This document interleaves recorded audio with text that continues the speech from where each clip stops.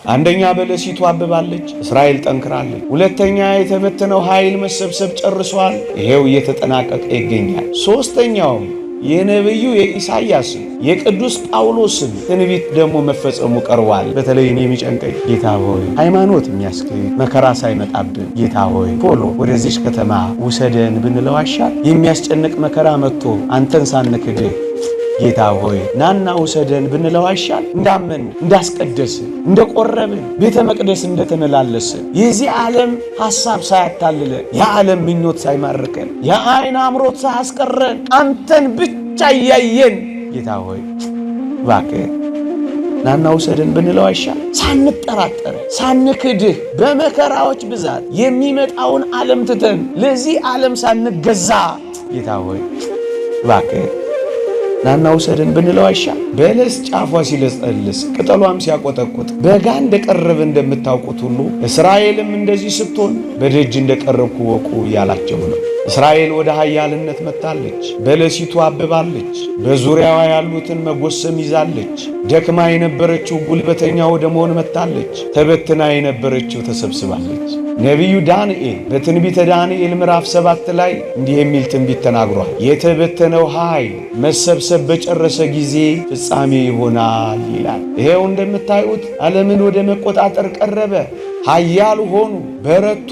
በቅርቡም ሰምቻለሁ 200 አይሁዳውያንን ከኢትዮጵያ እንኳን ሰብስበዋል ሲባል ሰምቻለሁ። ሁለተኛው የነቢዩ ትንቢት እየተፈጸመ ነው። የተበተነው ኃይል እስራኤል መሰብሰብ እያበቃ ነው። ያን ጊዜ ፍጻሜ ይሆናል የተባለው ቃል መፈጸሙ አይቀሬ ነው።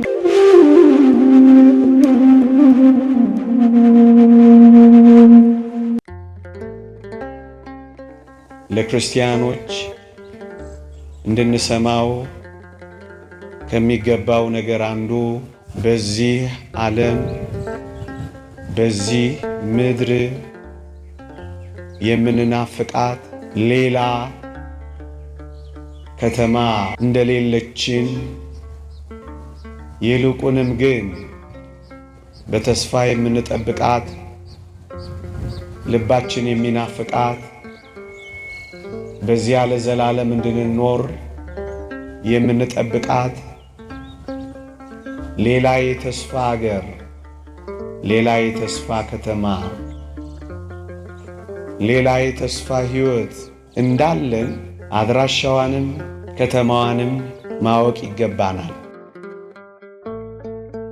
ጌታችን በዚህ በማቴዎስ ወንጌል ምዕራፍ 24 ላይ የመጨረሻ ምልክት ለቅዱሳን ሐዋርያት ሲነግራቸው ድንጋይ በድንጋይ ላይ ሳይፈርስ ሳይወድቅ አይቀርም ነው ያላቸው። እውነት ነው። ያማረው መቅደሳቸው ፈርሷል። እውነት ነው። አይተውት የተደነቁበት መቅደሳቸው እንዳልነበር ሆኗል። ጌታችን የጀመረው በልባቸው ውስጥ ስለ መቅደሳቸው የነበረውን የገነን አመለካከት በማፍረስ ነው የጀመረው። ነገሩ ከዚህ ቢጀመር ተገቢ ነው ወገኖቼ። ይሄንን ማሰላሰል ጠቃሚ ነው ወገኖቼ። የምንመካባቸው ነገሮች ይፈርሳሉ። የተመረኮዝናቸው ነገሮች ይሰበራሉ።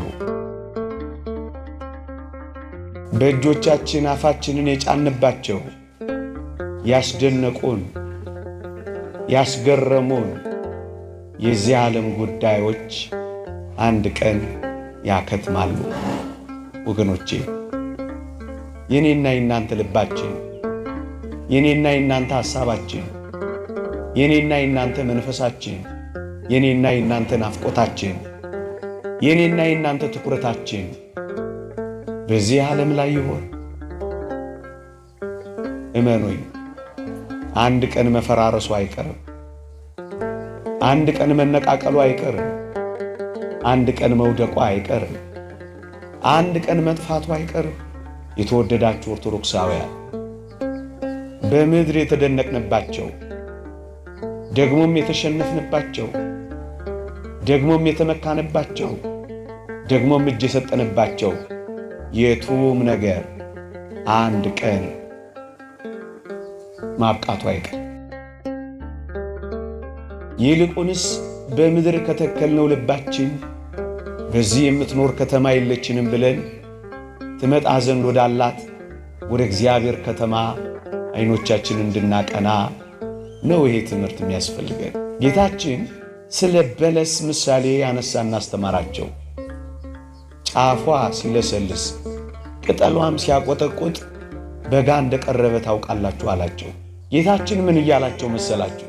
እስራኤል ባበበች ጊዜ፣ እስራኤል ኃይል ባገኘች ጊዜ፣ እስራኤል ተደማጭ በሆነች ጊዜ በለስ የተባለችው እስራኤል ኃያል በሆነች ጊዜ በለስ ጫፏ ሲለሰልስ ቅጠሏም ሲያቆጠቁጥ በጋ እንደቀረበ እንደምታውቁት ሁሉ እስራኤልም እንደዚህ ስትሆን በደጅ እንደቀረብኩ ወቁ እያላቸው ነው። አዎ ክርስቲያኖች፣ እስራኤል ወደ ኃያልነት መጥታለች። በለሲቱ አብባለች። በዙሪያዋ ያሉትን መጎሰም ይዛለች። ደክማ የነበረችው ጉልበተኛ ወደ መሆን መጥታለች። ይሄው እንደምታዩት ዓለምን ወደ መቆጣጠር ቀረበ። ኃያል ሆኑ፣ በረቱ። በቅርቡም ሰምቻለሁ 200 አይሁዳውያንን ከኢትዮጵያ እንኳን ሰብስበዋል ሲባል ሰምቻለሁ። እንግዲህ አስቀኑ እንደቀረበ ያሳያል። የምንኖርባት ከተማ ልትጠቀለል እንዳለች በእርግጥ ያሳያል። ወገኖቼ እኛ ክርስቲያኖች የምንጣበቅባት አንለቅሽም የማንላት ልባችንን የምንተክልባት ፍጹም ተስፋችን የምናረጋት አንቺ ከሌለሽ አልኖርም የምንንባት እዚህ የምትኖር ከተማ የለችም። እቺ ከተማ ወይም እቺን ዓለም ማለቴ ነው በጨለማው ዓለም ገዢ በዲያብሎስ እየተያዘች እንደሆነ ያስታውቃል። ሐዋርያው ቅዱስ ጳውሎስ የጨለማው ዓለም ገዢ ብሎታል ዲያብሎስን።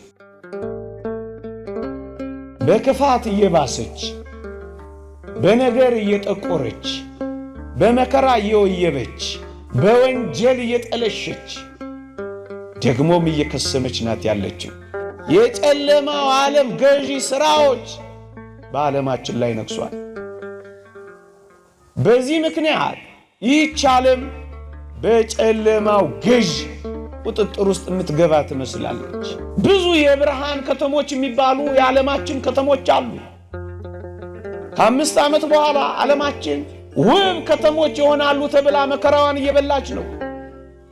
ታላላቅ ስማርት ሲቲዎች ዓለም እየገነባች ነው። በጣም ብዙ በብርሃን የተጥለቀለቁ ከተሞችን በዓለማችን ላይ እያየን ነው። እሰየው ይሁን። እኛ ግን ፀሐይና ጨረቃ የማያበሩላትን ከተማ እንፈልጋለን። ብርሃን የሞላላትን ከተማ እንፈልጋለን። ለብርሃኗ የውሃ ኃይል የማያስፈልጋትን፣ ለብርሃኗ የንፋስ ኃይል የማያስፈልጋትን፣ ለብርሃኗ የኤሌክትሪክ ኃይል የማያስፈልጋትን፣ ለብርሃኗ የዚህ ምድር ሀብት የማያስፈልጋትን ያን ብርሃናችንን አምላካችንን የምናይበት ልዩ የብርሃን ከተማ እንዳለችን ታውቃላችሁ። በዚህ የምትኖር ከተማ የለችንም። ትመጣ ዘንድ ያላትን የብርሃን ከተማ ግን እንፈልጋለን ክርስቲያኖች። አሁንም በዚች በጨለማው ዓለም ተጣብቀን ይሆን? ጊዜያዊ አታላይ የሆነው ብርሃኗ አሳስቶን ይሆን? አይደለም። ሌላ የብርሃን ከተማ አለችን። እሷን ከተማ እንፈልጋታለን። ክርስቲያኖች ጨለማ ከተማ የለችን። በክፉ የተያዘች ከተማ አትኖረንም። አንድ ቀን ትተናት መሄዳችን አይቀሬ ነውና ይልቅ ልባችን፣ ይልቅ ሕሊናችን፣ ይልቅ ተስፋችን፣ ይልቅ ትልማችን፣ ይልቅ ርያችን ወደዚህች የብርሃን ከተማ የምንጓዝ ሊሆን ይገባል።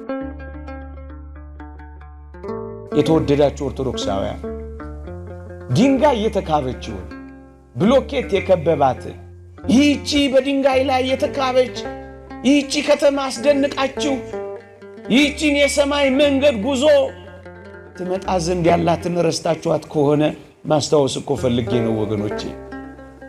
ድንጋይ የተካበባት ከተማ አይደለም አሁንም ነግራችሁ። ብሎኬት የታጠረባት ከተማ አይደለም አሁንም ማወራላችሁ። እና ምንድነው ካላችሁ ከተማይቷም ወርቅ ነበረች ይላል። ለንጽጽር ያክል እንጂ ከዛ በላይ ናት። የትኛውን የመሰጣችሁ? የትኛው G+ ምንትስ ነው?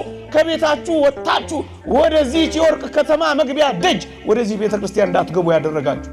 የትኛው ቤታችሁ አሰራችሁ? የትኛው ካባችሁ ያዛችሁ? የትኛው ክምራችሁ አስቀራችሁ? ሌላ ሀገር። ለዚህ እኮ ነው መጽሐፍ ሀገራችን በሰማይ ነው ያለው።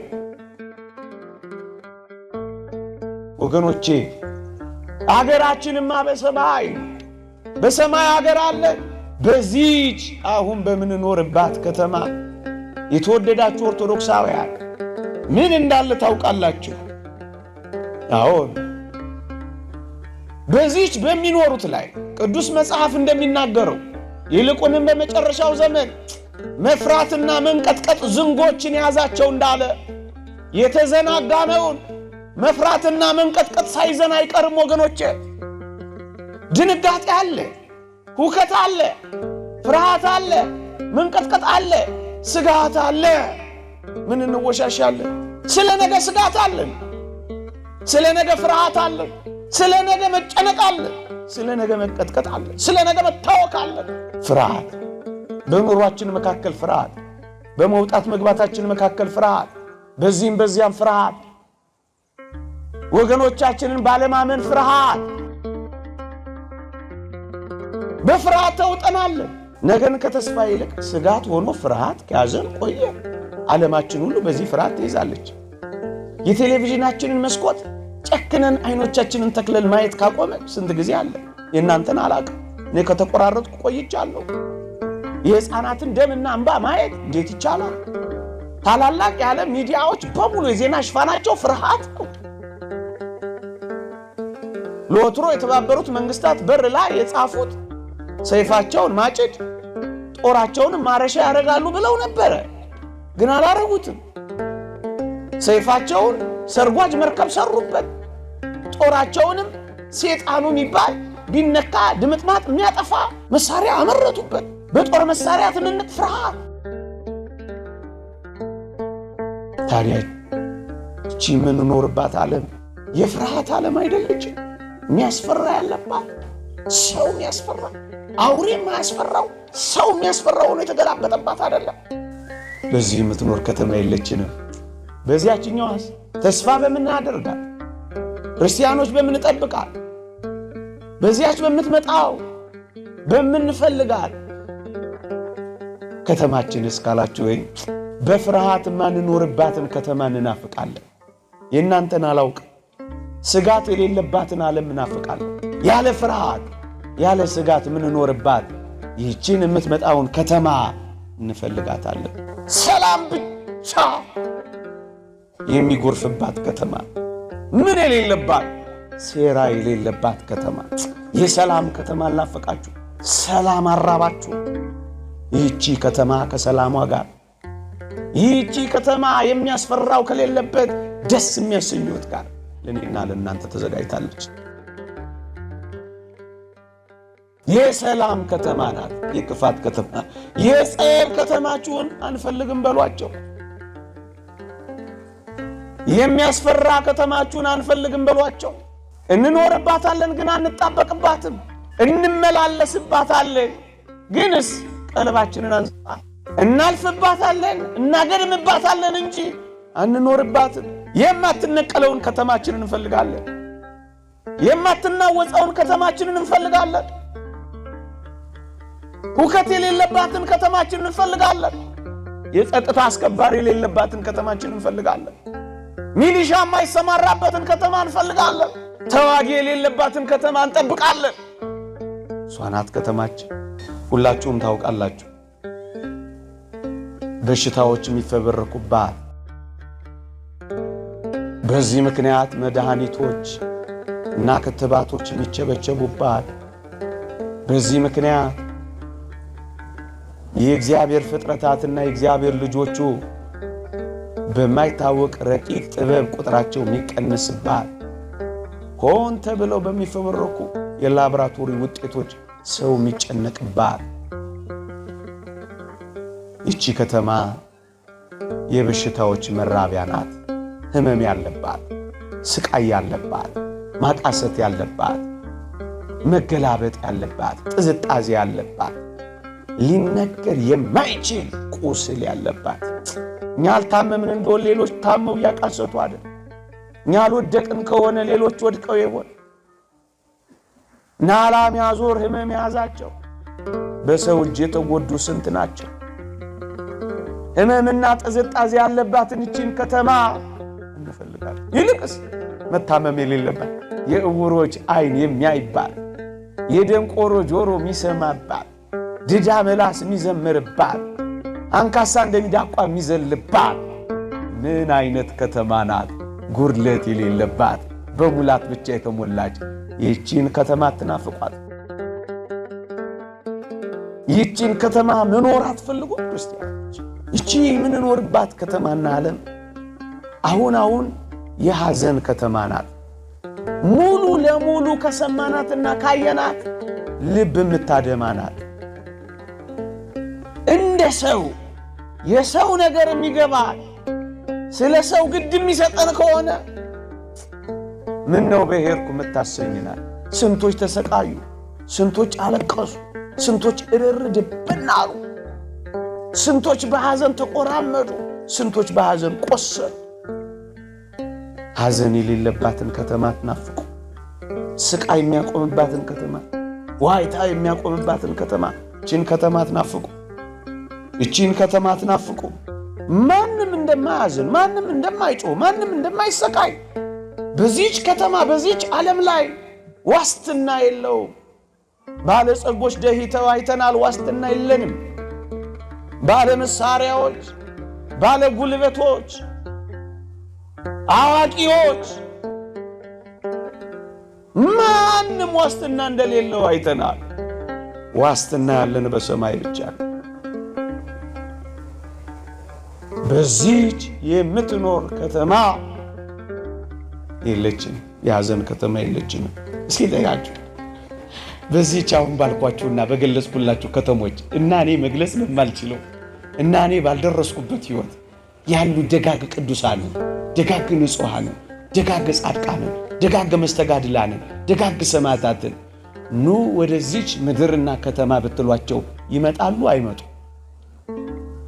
ምን አላችሁ? ለምን ይመጣሉ? አንተ ሂድ እንጂ ለምን ይመጣሉ እነሱ? እውነት አስብ። በእውነት እንደማይመጡ እርግጠኛ ነን አይደለንም? ተወደዳችሁ ኦርቶዶክሳውያን፣ በዚያች በሰማይ ከተማ አለች። ወደዚያች ከተማ እዚች ቅጽበት ጀምሮ ሕሊናችን እያሰባት ልባችን እያመላለሳት ጭክን ብለን እችን የምንኖርባትን ዓለም እንጣበቅባት። በተለይ እኔ የሚጨንቀኝ ጌታ ሆይ ሃይማኖት የሚያስኬድ መከራ ሳይመጣብን ጌታ ሆይ ቶሎ ወደዚች ከተማ ውሰደን ብንለው ይሻላል አይሻል? አዎ፣ የሚያስጨንቅ መከራ መጥቶ አንተን ሳንክድህ ጌታ ሆይ ናና ውሰደን ብንለው አይሻል? እንዳመን፣ እንዳስቀደስን፣ እንደቆረብን፣ ቤተ መቅደስ እንደተመላለስን የዚህ ዓለም ሐሳብ ሳያታልለን፣ የዓለም ምኞት ሳይማርከን፣ የዓይን አምሮት ሳያስቀረን አንተን ብቻ እያየን ጌታ ሆይ እባክህ ናና ውሰደን ብንለው አይሻል? በዚህ የምትኖር ከተማ የለችንም? ትመጣ ዘንድ ያላትን በሉልኝ። አትፈልጓትም? በልቦናችን ይሳለብን። አሜን። ይቆያል።